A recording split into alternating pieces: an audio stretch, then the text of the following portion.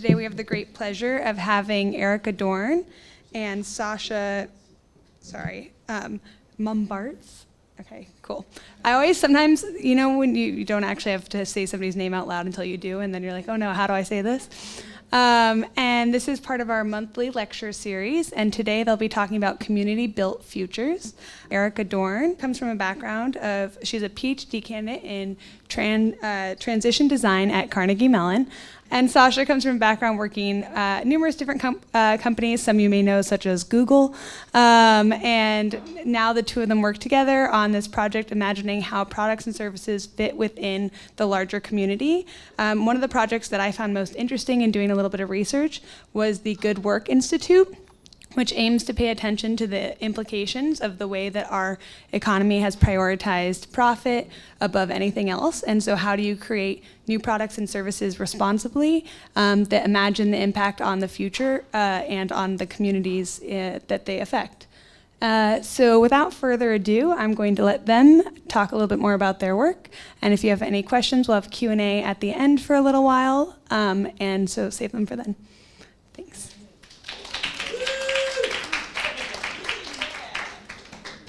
I feel like I always start every talk with some elder that's made a difference in my life as sort of like this, good way to kick off. So you know who this is? Yeah, this is Jane Jacobs, who Sascha was mentioning. And I have to pick up with her because Sascha mentioned her. She spoke about this intricate sidewalk ballet. So I'm going to try to end on dance and start with dance and dance. No, I'm not going to dance, but I definitely love how Jane Jacobs in her book, The Death and Life of a Great American City, spoke about New York City as this complex coming and goings on the street, that's what made this place into a local living community, a local living ecosystem. The intricate sidewalk ballet. So I have tremendous love for New York City, but only when you're away from it for a while do you really get to re-experience the depth of kindness that a place like New York can create.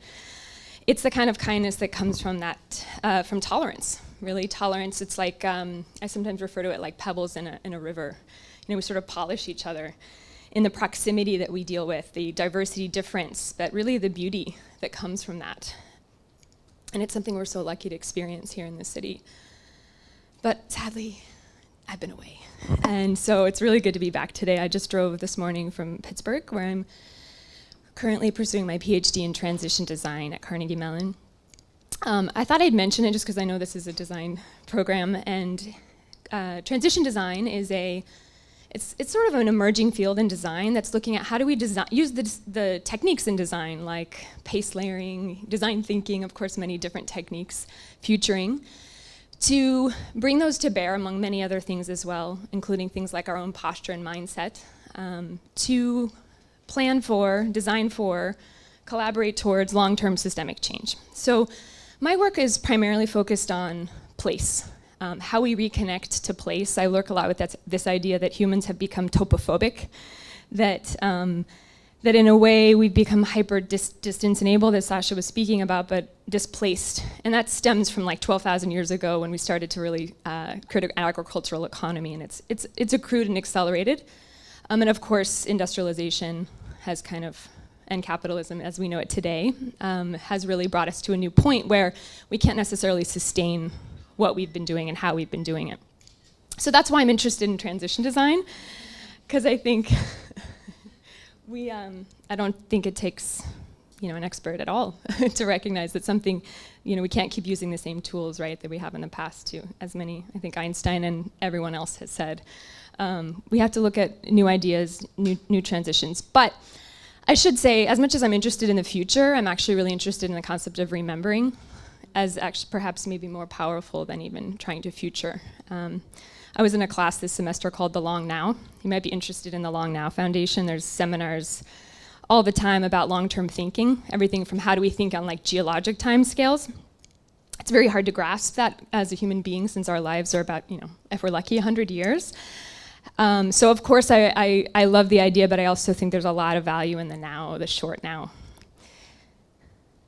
So my work over the last 15 years has been in local community economic development. I worked for Accion for many years funding small businesses in New York City, mostly undocumented immigrant businesses. Not entirely, but certainly a portion of it. And I'm really passionate about the idea of kind of what E.F. Schumacher spoke about, that small is beautiful, that really what creates resiliency is a large number of small place-based interactions, and that we have to cultivate for more of that. So I'll speak a little bit later about Good Work Institute, which is an organization I helped to found 5 years ago that really brought a lot of that thinking to bear. We designed processes that might be helpful for some of you to know about, and I'm happy to talk more about. So essentially I got interested in this kind of work at an early age because I recognized that human needs weren't going to be met by commercial products alone. And I kind of felt that sense that, you know, we can't really build the world with just like IKEA products and strip malls and cars. And New York taught me a lot about what kind of place, what an ideal human habitat might look like. I like to think of New York City as really like the ideal human wilderness. So I became a community builder, which kind of brings me to some of the work that Sascha and I have been working on. I got to know Sascha through the Community Canvas. We did a project together in Barranquilla, Colombia, it's really interesting. The city of Colombia contacted us. They said, we heard about this thing called the Community Canvas. We want to build community. We heard it's like, speaking of the buzzword, right? We heard it's like what we should be doing to compete on the global, at a global scale. We want our city to be really competitive. So I hear we need to learn how to build community. And so we're like, oh, okay, let's do that. But really what we were teaching them was systems change. And that was so interesting to know that you can't just transact community. It has to be embodied, relational. It's complex. So trying to work with a city that had the aim to essentially, you know, just get those skills really quick and do it, it was an interesting way. We had to sort of pull some ninja moves, if you know what I mean, as a consultant. No, but what I'm trying to say is that one way I started this process with them, or we did, was that we said, well, look around, you know. Is it really just the steel, the concrete, and the glass that make up a city? No, it's in fact, most often, the really spontaneous interactions, even like these, or later on, or today, for example, when I was parking and someone really I was driving from Pittsburgh, and someone was like, oh, let me help you get into that spot. You know, those kinds of interactions that really make a place, like Jane Jacobs said, into a living ecosystem. So, in that sense, community is to a human being as ecology is to a tree. It's really the same thing. Community is like, we're like fish in water when we're in community. It's like something human beings need. It's essentially a medicine, and we really deeply crave real community. I think that's felt on a deep level for a lot of humans today, including myself, and it drives my work. So I'd like to also now make the case that even though we think we need to like relearn this idea of community, I want to actually put us up to a bigger challenge, which is that we might even need to expand the definition of community like way farther than we're thinking about. In the words of Donna Haraway, actually, Lexi, can you show the book? Does anyone know Donna Haraway? Yes, okay. Donna Haraway wrote the Cyborgs Manifesto. She also has this amazing book called Situated Knowledge. Her most recent book called Staying in the Trouble is fantastic. She's a biologist, but let me just quote her. She says many great things, but we relate, know, think, world, and tell stories through and with each other. Stories, worlds, knowledges, thinkings, yearnings are also things that other critters of the terra do. Human or not, we become with each other. We compose and decompose each other in every scale, register of time and stuff, in what she calls a symphoetic tangling. So what's really important in her words that we can learn, know, and be from also indigenous wisdom and feminine psychology, actually what the mother Earth teaches us, is that we are humans from the humus, the soil, and that in fact, maybe it's time for humans to develop humility again.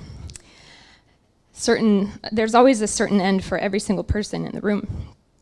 But we'd had a different orientation, humans, for a while now, which is that we are superior to all other things on the planet. It's a way we've been operating, many people, most it's subconscious in some ways that we are really just, humans are superior, survival of the fittest. We earned the right to be the most superior here. But I'd like to argue that we begin to, if it's not possible for us to really believe that we are of the earth, then maybe we can be for it.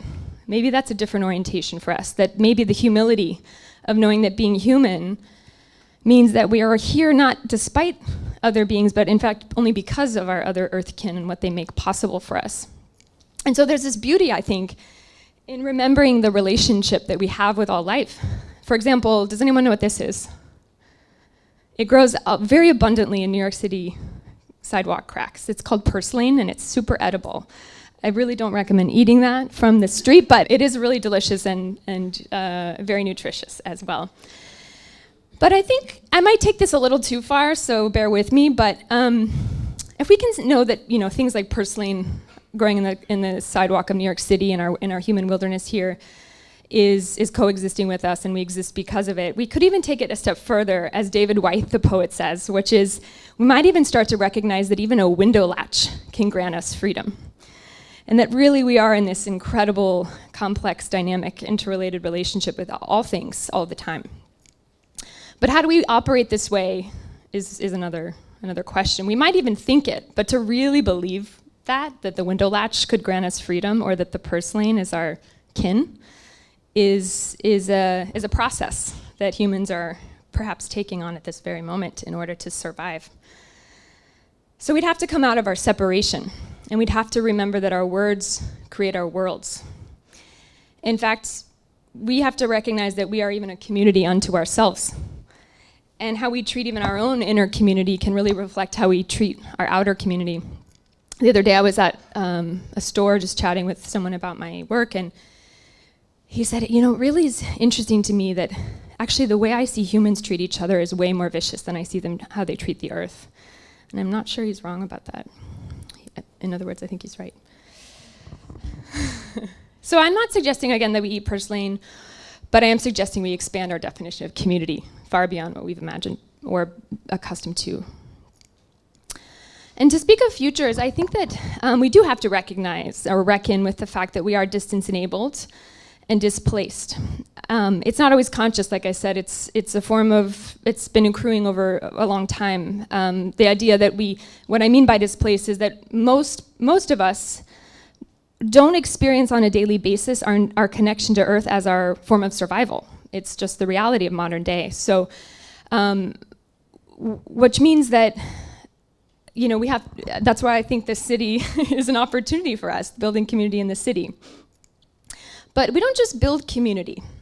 That's what's interesting about the expression build community. I always struggle with it. I think it's, again, remembering community or weaving weaving is a great example. I love weaving because if anyone read that article in the Times recently about how knitting is the original coding, I thought that was fascinating. I think of that as well, that the metaphor of weaving is absolutely a helpful one in our current state to move us into metaphors can be very powerful. So I think that if we can't just build community, we have to maintain it. We have to recognize that it requires a certain amount of dwelling and lingering and idleness.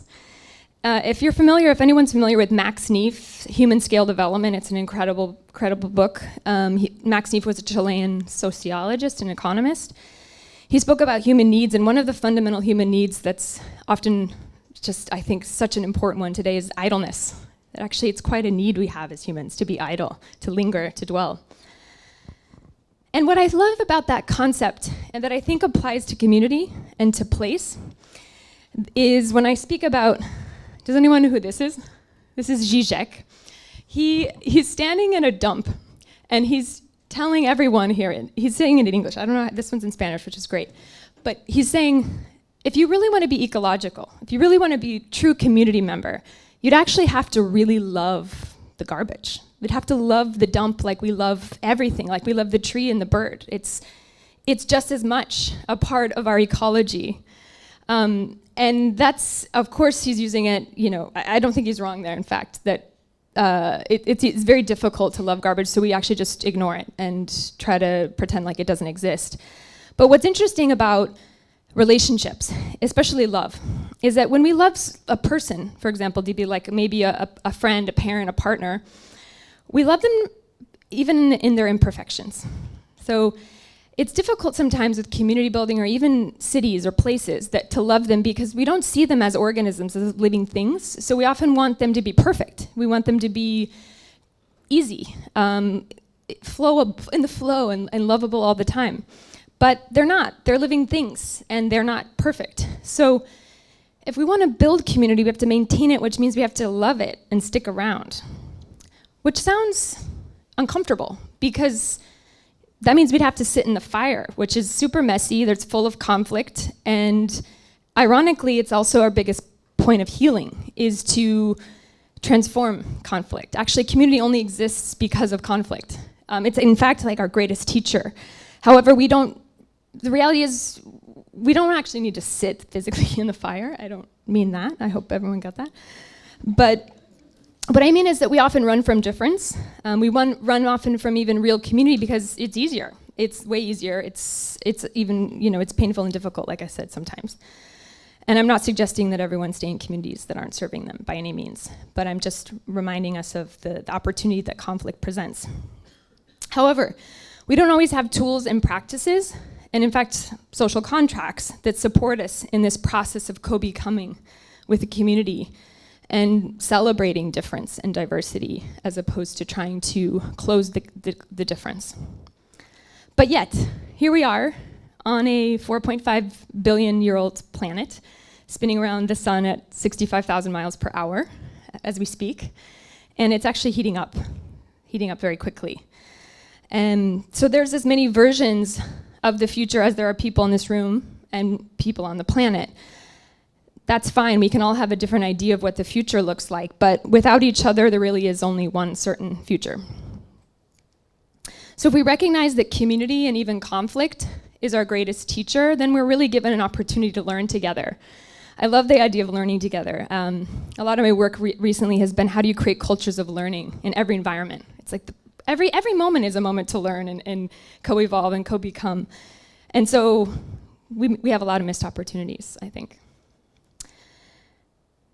I love this other quote, which is, to heal yourself, heal your city. Or to love yourself, love your city. Hillman said that. So I thought I'd get a little now more tactical, practical. I had co-founded an organization called Etsy.org. It was Etsy's nonprofit about 5 years ago. And we essentially had this opportunity. We were given an opportunity to build a business program, essentially, that would build regenerative economies. And what we realized is like there's all the content in the world. No more information is needed. There's plenty of information about how to do things differently, but why aren't they being done differently, right? So what we noted is that we had to actually follow our feet had to follow our tongue, so to speak. We had to do what we said was important, which was to do community building physically in place with people through the conflict. And so we've been building over the last 5 years a community. The organization is now called the Good Work Institute. I highly recommend checking it out. It's based in the Hudson Valley. There's actually a Good Work Institute house in Kingston, New York that I definitely recommend checking out. And what we've done over the last 5 years is brought together hundreds of leaders from human beings, leaders also known as human beings, from every industry, sector, stage in business. We believe that every single person works in some way, contributes to the world we have together, and that in that sense, the program's really for everyone, and we have all ages involved, and we go through a really intense community building process over many, many months in different cohorts. It's a participatory process. I could definitely talk more about the curriculum, but I might be going over. So, but I wanted to say a few things about the tools that we use. I'm going to do like a very light touch on the tools because these are tools that take, long workshops, lots of practice to learn. But at the same time, you can check them out, try them out. A few things. Some of you might know some of them. One of my favorite is nonviolent communication. Does anyone practice nonviolent communication? Nice. Cool. Well, we're going to do it right now. No, I'm kidding. I'm not going to make us do it right now. But nonviolent communication is by Marshall Rosenberg, and I really have to thank a colleague of mine at Good Work Institute who introduced this to me, and I use it all the time now. I've never even actually done a training on it, like a micro training, but I still find that the formula very helpful. And what's interesting about it, as I was saying, is that, we're communities unto ourselves. How we, I love that concept because there's, a lot going on all the time, and this fractal nature of ourselves in relationship to other communities, it's quite complex. But what's interesting is that we, like I said, often run from conflict because we don't really know how to deal with it. It's not easy. This is a great tool where, again, you could watch some videos that Marshall gives, but it actually comes out of deep conflict territory. He's worked with, communities in crisis and conflict and war, but it's just as useful there as it is in like an argument with your boss or your colleague, which can be just as painful sometimes, perhaps. So what you do is you note what you're really observing. You express your observations. So instead of saying to someone like, I noticed, or you're treating me this way, you just observe like, here's what I've been noticing is we tend to start meetings late.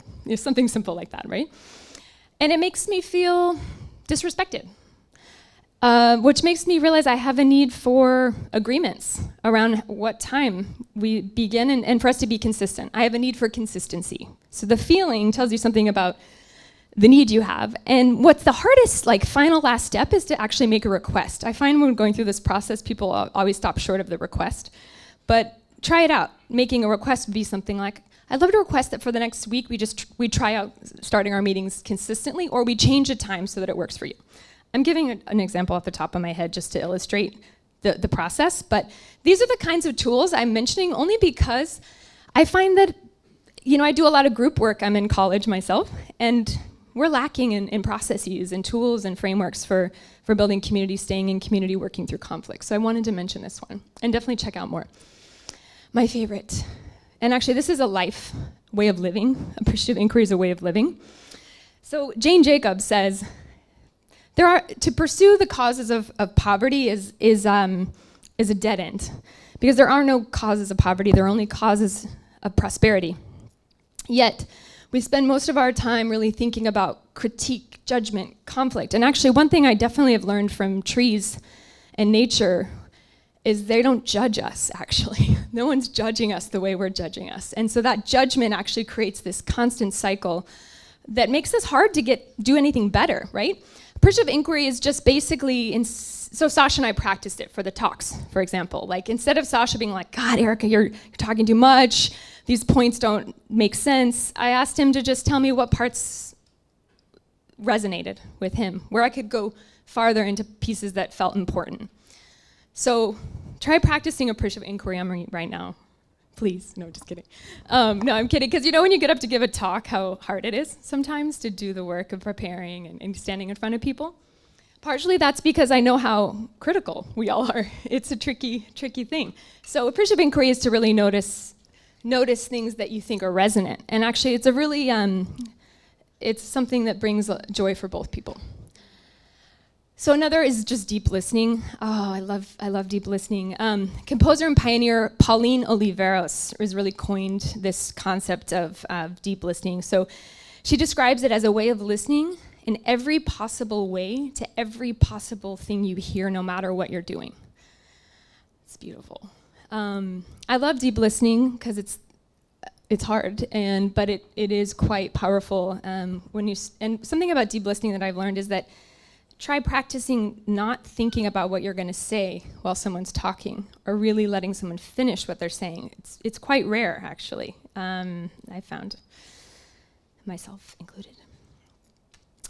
So I think you thought this was going to be about community-built futures. I'm not sure what my talk resulted in for anyone specifically, but what I did want to say is that there's really no straight answer to the future. It's certainly plural. There are many ideas of the future, and I think our only option, or our best option, and our certainly most joyful is to, for me at least, is to dance with it. I told you I was going to end on dance, so.